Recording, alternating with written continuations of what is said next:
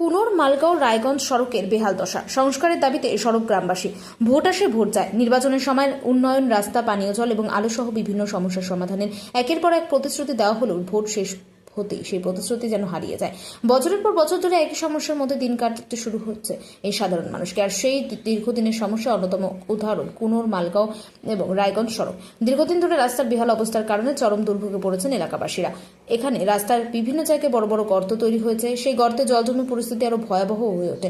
বেহাল অবস্থার কারণে প্রায় ছোটখাটো দুর্ঘটনা ঘটেই চলছে। কুনার মালগাঁও এবং রায়গঞ্জ সড়কের দুরবস্থার অবসান ঘটিয়ে সাধারণ মানুষের জন্য নিরাপদ ও উন্নত যোগাযোগ ব্যবস্থা নিশ্চিত করা হোক, সেটাই দাবি।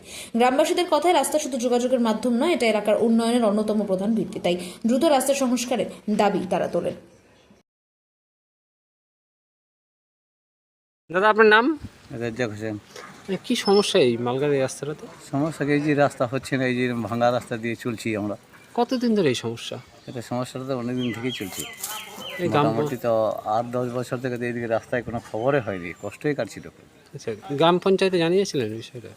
গ্রাম পঞ্চায়েতে আমাদের মেম্বার কি ওরা জানাইছে নাকি? আমরা তো আর আমাদের কথা কি শুনবে, কেউ শুনবে না। এখন তো নতুন সরকার এসেছে, কি আশা রাখে নতুন সরকারের কাছে?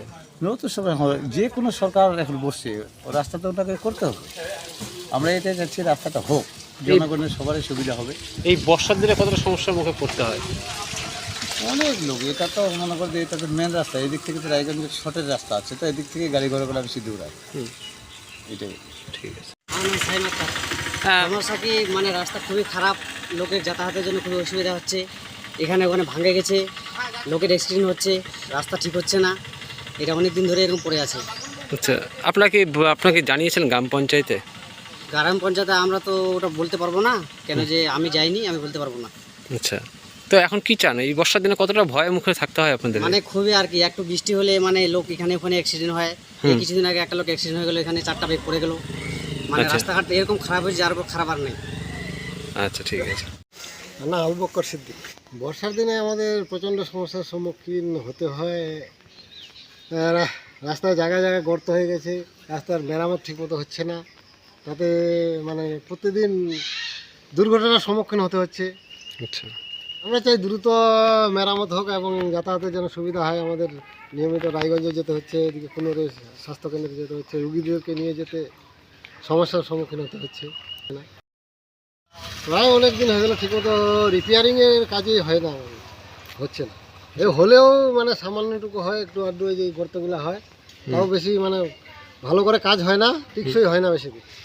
চাচ্ছি নতুন সরকার আমাদের জন্য ভাববেন এবং রাস্তার উন্নতি করবেন, যাতে আমাদের যাতায়াতের সুবিধা হয়। ঠিক আছে। রেজ্জাক হোসেন। সমস্যা কি, এই যে রাস্তা হচ্ছে না, এই যে ভাঙা রাস্তা দিয়ে চলছি আমরা। সেটা তো অনেকদিন থেকেই চলছে, মোটামুটি তো 8-10 বছর থেকে তো এইদিকে রাস্তায় কোনো খবরে হয়নি, কষ্টই কাটছিল। আচ্ছা, গ্রাম পঞ্চায়েতে আমাদের মেম্বার কি ওরা জানাইছে নাকি? আমরা তো আর আমাদের কথা কি শুনবে, কেউ শুনবে না। এখন তো নতুন সরকার হবে, যে কোনো সরকার এখন বসছে, ও রাস্তা তো ওটাকে করতে হবে। আমরা এটা চাচ্ছি রাস্তাটা হোক, জনগণের সবারই সুবিধা হবে।